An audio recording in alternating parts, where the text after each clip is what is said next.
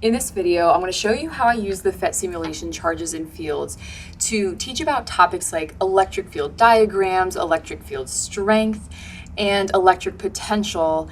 I don't always use this for all of these topics every single time, but I do find that this simulation is really helpful for students who are struggling to visualize something like this that's kind of abstract.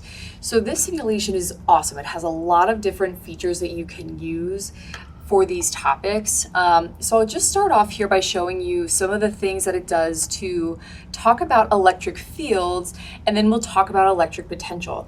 So just to kind of show you around the simulation here, on the top right you have some check boxes where you can decide if you want to see electric field lines, if you want to see the voltage, aka the electric potential, if you want to see some values and a grid.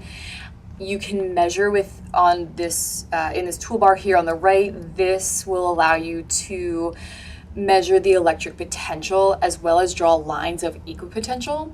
And then you have just a little tape measure over here for measuring distance.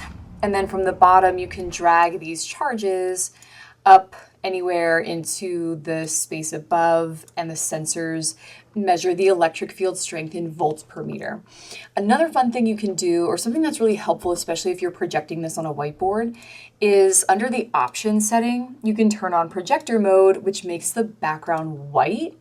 So if you're trying to put this up and draw with a marker or something like that, it's a little bit more clear and a little bit easier to see. Just for the purposes of the video though, I'm gonna leave it on the regular mode. It looks pretty cool.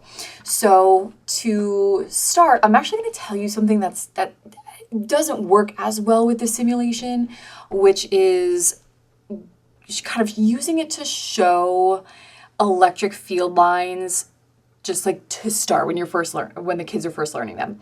So if you put a positive charge up on the screen, you see all of these arrows pop up. They're brightest closest to the charge, and they get dimmer as you get further away, of course. And as you know, we don't draw electric field lines like this. One time I made the mistake of showing this a little bit too early on in the process of learning about electric field lines and how to draw those diagrams. And my students started drawing them with like a bunch of these tiny little arrows trying to show how they fade with distance. So you want to make sure that they've seen electric field diagrams before you show them this. Otherwise, you're going to have kids drawing a million little tiny arrows. So save yourself a headache. Make sure that they're at least somewhat familiar with the concept of drawing those as just continuous lines. So if you're like a little bit new at this, I'm just gonna pop over here for a second. Rather than drawing a bunch of little arrows, we would want to draw continuous lines out from the charge. So you would draw lines like this, rather than all of these little tiny arrows. You would want those to kind of diverge away from each other as you get further from the charge. And if it's a negative charge, those field lines would be pointing toward the charge instead, and your field lines would look like this. So just kind of a what not to do, because I've made that mistake myself. But anyway, so if we come back to the simulation here, so that's it doesn't mean this can't be helpful for drawing electric field diagrams, because it still illustrates the point that the electric field is strongest where you're closest to the charge, and it decreases in strength as you get further and further away.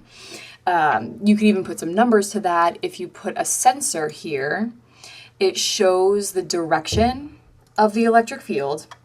But then if you turn on values, it will also give you the strength. But like I said before, it does give you that in volts per meter, which is equivalent to a Newton per Coulomb.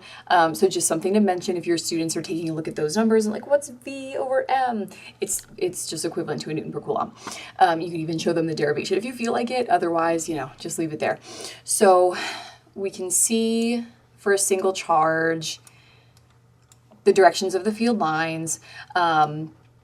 And then also too, one thing that I actually like this for, rather than looking just at a single charge, is where we have some different charge systems and formations.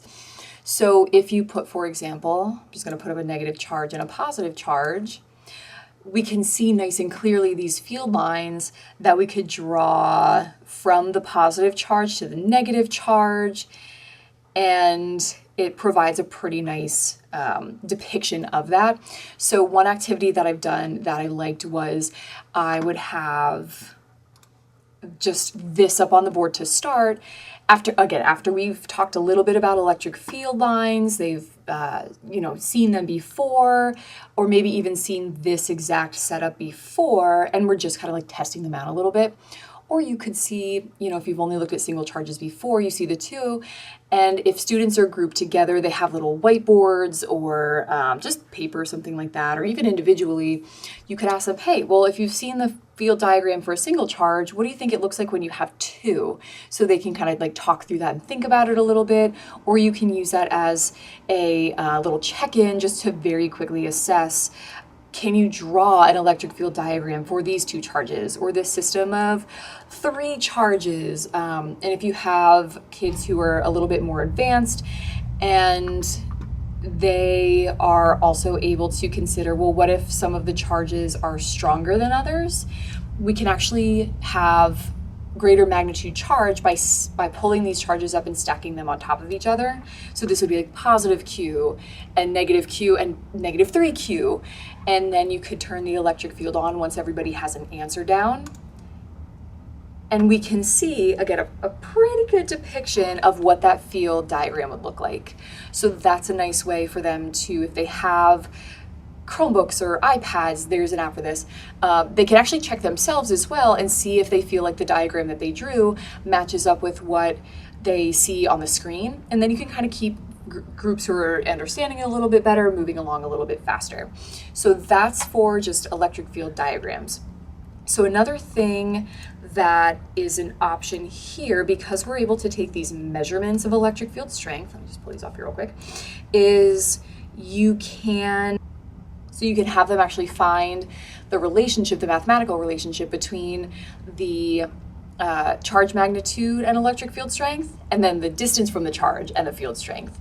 So if you use these sensors, and you'll probably want to turn on the grid, but if you use the sensors, you can have them collect some data. So 1 meter is the length of 2 larger blocks. They could find data for, well, what's the field strength at half a meter? And what's the field strength at 1 meter and 1.5 meters and so on and so forth? And they can collect and graph that data.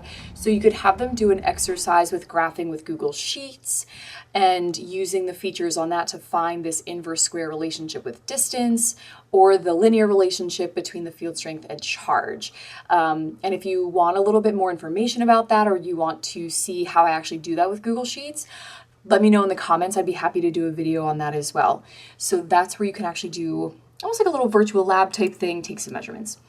So another actual field diagram thing before we move on here, we can actually look at the field diagram for oppositely charged parallel plates. So let's get those up on here really quick.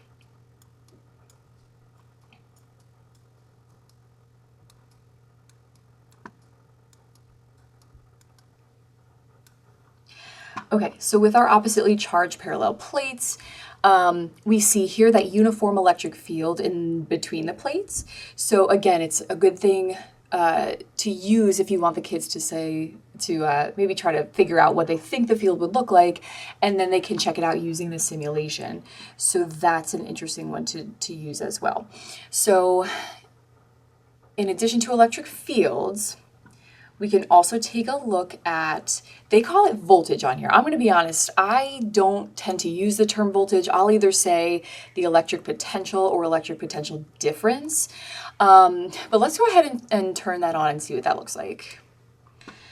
All right, so students tend to have a little trouble, right, with understanding what electric fields are, this vector electric field, versus the scalar electric potential. So I've seen some textbooks, which I love this, refer to it as the V field. So you have the E field, the electric field, and the V field, which is the electric potential.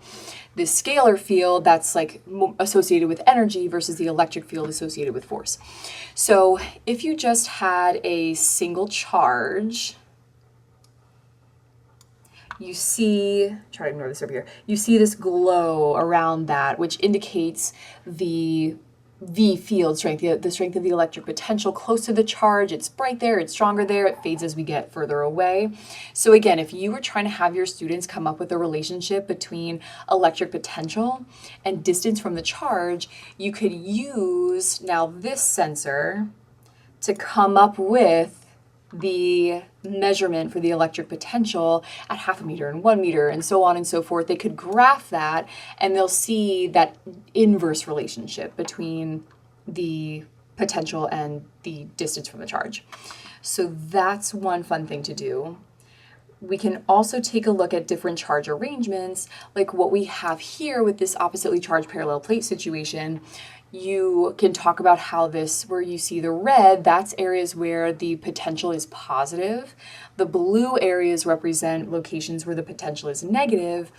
And then you have this dark area in the middle. So you could ask them a question like, well, what do you think that means? Like about the electric potential for a negative charge versus a positive charge. And they can think about where that overlaps.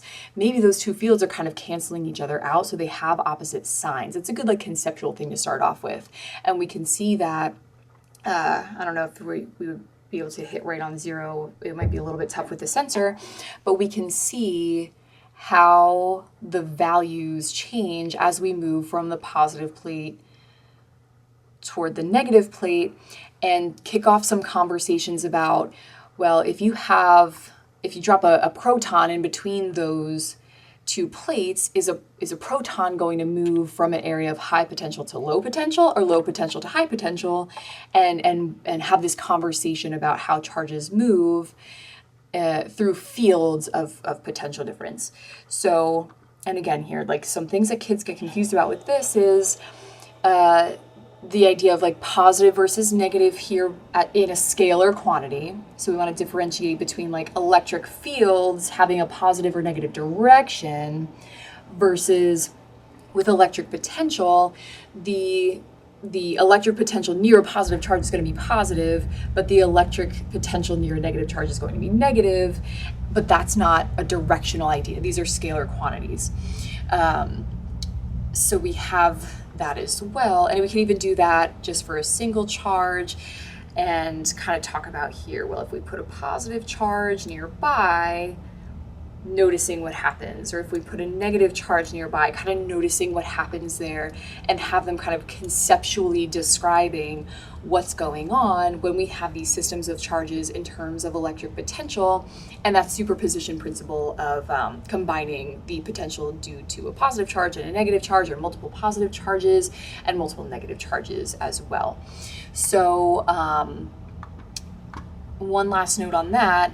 Again, using the sensor here, we can use it to draw lines of equipotential. So if we were to draw a few lines of equipotential in here, noticing how that looks where we have this kind of situation versus if we have just a single positive charge, what does that look like? How is that different for different charge arrangements? Can definitely kick off some interesting conversations about how these fields combine to produce how the total potential is like what it is at any given point due to a system of charges, and even just a single positive charge and a single negative charge nearby rather than these oppositely charged parallel plates. So I hope you got some good ideas from this video about how you might use this simulation to teach some of these topics. It's really, really a good one to help the kids visualize something that they wouldn't normally be able to actually see. So I definitely recommend, like, you know, kind of picking and choosing some of those topics here that I talked about. Just throw it up on the board, use it to start some interesting conversations, or you can use it even for some more sophisticated data collection and practice with graphing and interpreting graphical relationships and those types of things. So if you want to see a little bit more of the specifics of how I use this simulation for like any one of those topics, I'd be glad to make another video on it. Drop a note in the comments here, and I'll see what you guys think. Thanks so much.